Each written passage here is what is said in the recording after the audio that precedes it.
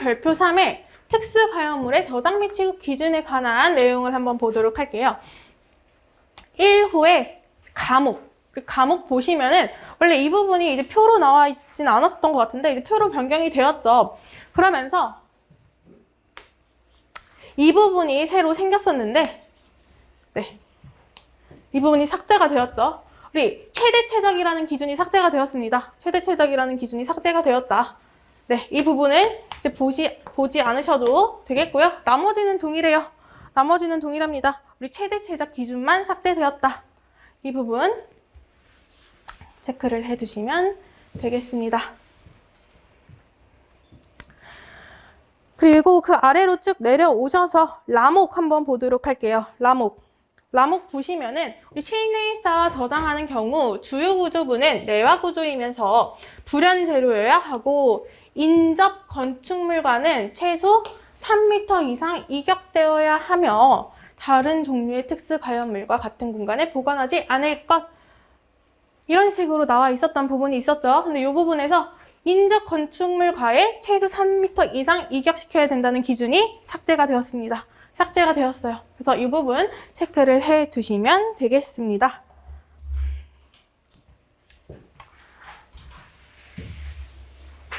네, 다음은 우리 2호 특수가연물의 표지에 관한 부분 한번 보도록 할게요. 우리 2호의 나목 특수가연물의 표지 규격은 다음과 같다라고 해서 나와 있는 부분이죠. 이 표는 넘어가시고요. 그 다음으로 나와 있는 우리 2번 내용 한번 보도록 할게요. 특수가연물 표지의 바탕은 흰색으로, 문자는 검은색으로 할 것이라고 나와 있는 부분이 있죠. 근데 기존에는 흰색이 아니라 백색이었어요. 그리고 검은색이 아니라 흑색이었죠.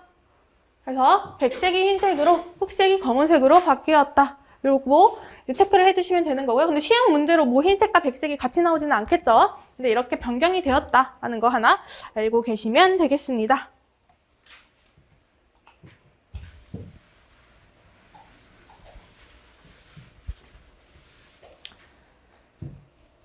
네, 다음은 우리 시행령 제20조 한번 보도록 할게요. 시행령 제20조. 화재 예방 강화지구의 관리라고 나와 있는 부분인데요. 이 부분에서 우리 4항의 3호 한번 보도록 할게요. 4항의 3호.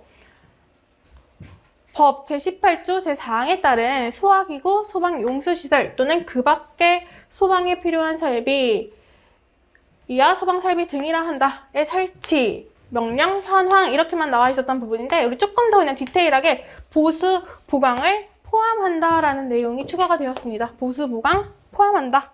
이 부분 추가가 되었다. 네.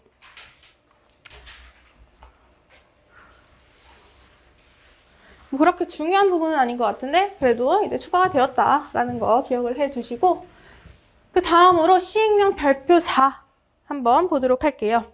이 부분도요, 원래 기존에는 우리 표로 나와져 있던 부분입니다. 소방안전관리자를 선임해야 하는 소방안전관리 대상물의 범위와 소방안전관리자의 선임 대상별 자격 및 인원 기준에 관한 내용이죠. 그래서 원래는 특급, 1급, 2급 이런 식으로 표로 나와 있었던 부분인데 이제 문장으로 다 풀어져 있습니다. 그 중에서 우리 2호의 1급 소방안전관리 대상물의 우리 과목의 우리 3번 내용 한번 보도록 하겠습니다. 1급 소방안전관리 대상물의 범위에서 3번 보시면 이에 해당하지 않는 특정 소방 대상물로서 층수가 11층 이상인 특정 소방 대상물 아파트는 제외한다 라는 기준이 있었는데요. 이 부분에서 조금 더 디테일하게 설명이 추가가 됐어요. 이 층수는 지상층의 층수만 말한대요. 지상층의 층수만 말한다. 그래서 이 부분이 추가가 되었다라는 거 하나 체크를 해 두시면 되겠습니다. 조금 더 자세하게 설명이 추가가 된 거죠.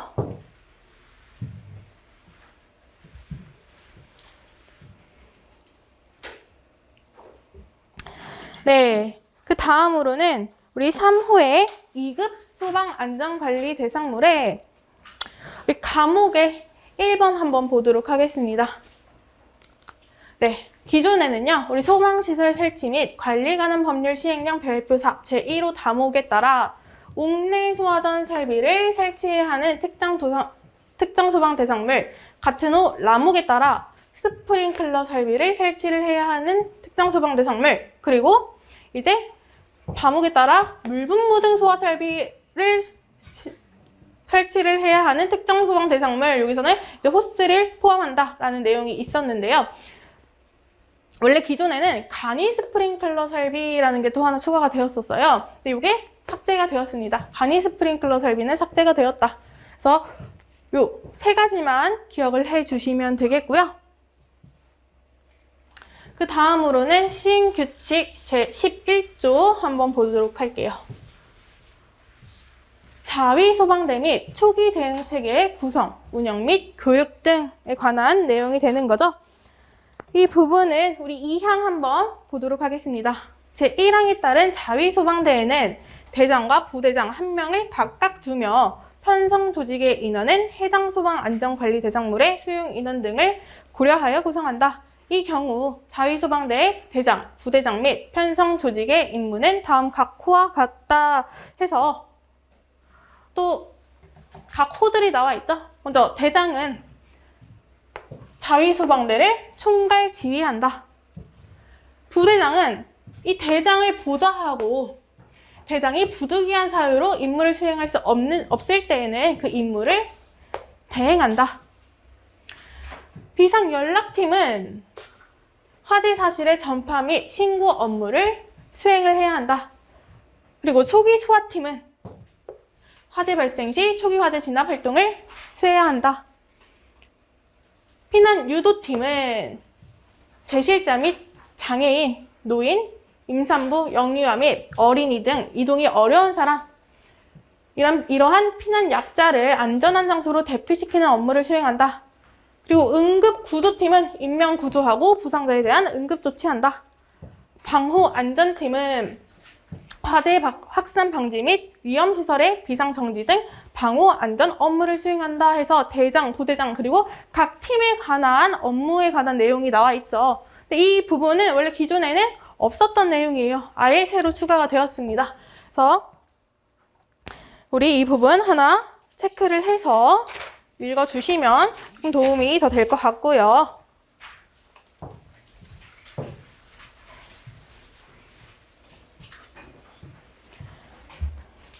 네, 다음은 시행령 제29조 한번 보도록 하겠습니다. 네, 시행령 제29조 건설 현장 소방 안전관리 대상물에 관한 내용인데요. 이 부분에서 1호 먼저 보도록 할게요. 1호는요, 이제 기존에는 연면적 합계가 15,000제곱미터 이상인 것이라고 이제 간단하게 나와 있었던 부분인데요. 추가적으로 설명이 좀 들어갔어요. 신축, 증축, 개축, 재축, 이전, 용도 변경, 대수선을 하려는 부분에 연면적 합계가 15,000제곱미터 이상인 것이라고 조금 더 자세한 설명이 추가가 되었죠. 그리고 2호 역시 마찬가지입니다. 신축, 증축, 개축, 재축 이렇게 쭉 자세한 설명이 추가가 되었고요. 그 다음으로 연면적이 5,000제곱미터 이상인 것으로서 다음 항목의 어느 하나에 해당하는 것 해서 우리 그 안에 또 목이 들어가 있어요. 그쵸? 목이 들어가 있죠? 지하층 층수가 2개 층 이상인 것, 지상층 층수가 11층 이상인 것, 그리고 냉동창고, 냉장창고 또는 냉장창고라고 나와 있는데요. 이 부분이 원래 기존에는 이렇게 간단하게 나와 있었던 부분입니다. 조금 더 자세하게 내용이 변경이 되었다. 하지만 그 내용은 동일합니다. 이 부분이 조금 추가가 되었다라고 봐주시면 돼요.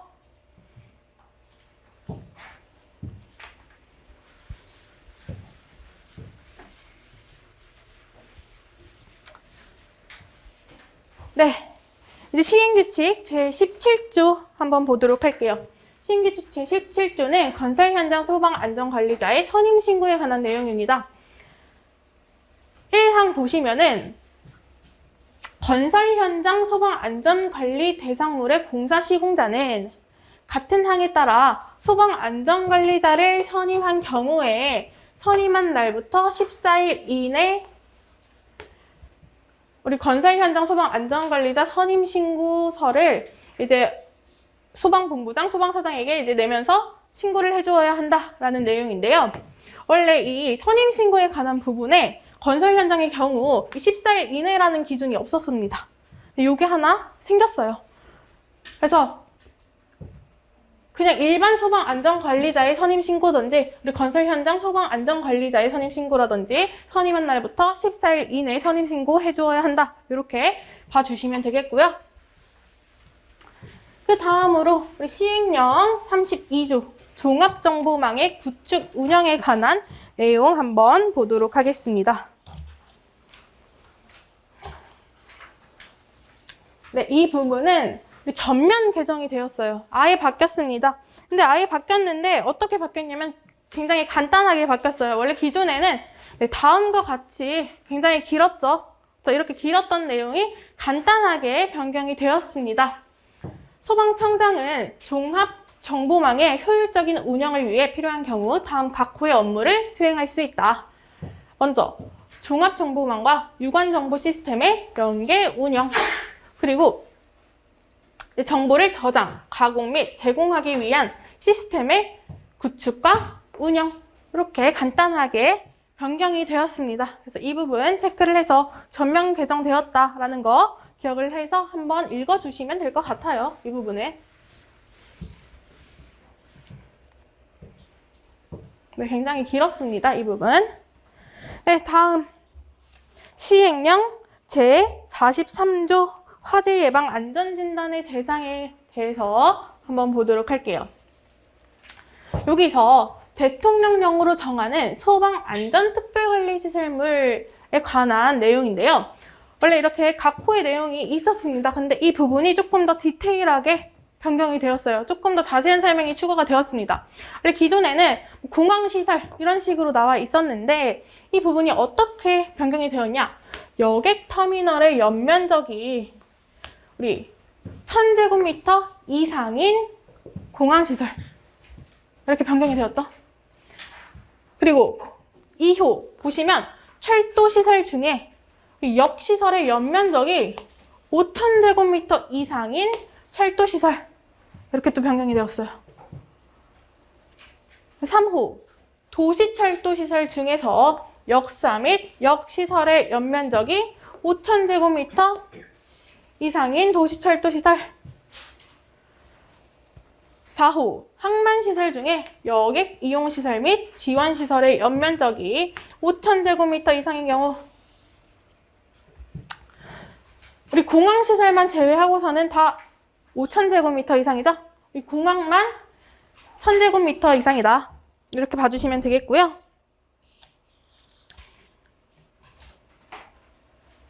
네, 그 다음으로 우리 7호. 7호 역시 연면적 5000제곱미터 이상이라는 기준이 하나 추가가 되었죠. 네. 8호 역시 가연성 가스 탱크의 저장 용량 합계가 100톤 이상이거나 저장 용량이 30톤 이상인 가연성 탱크가 있는 가스 공급 시설이라고 기준이 조금 더 자세하게 변경이 되었다. 이렇게 기억을 해주시면 되겠습니다. 네, 여기까지 우리 개정사항은 다 알아봤고요. 그렇게 내용이 뭐 크게 달라진 부분은 없습니다. 조금씩 많이 변경이 되었으니까 제가 나눠드린 유인물들 한번 쭉 읽어보시면서 체크를 하시던지 아니면은 전문 다 개정이 되었으니까 시간이 있으신 분들은 아예 전문 개정된 부분을 싹 읽어보셔도 나쁘진 않으실 거예요. 네, 오늘 고생 많으셨습니다.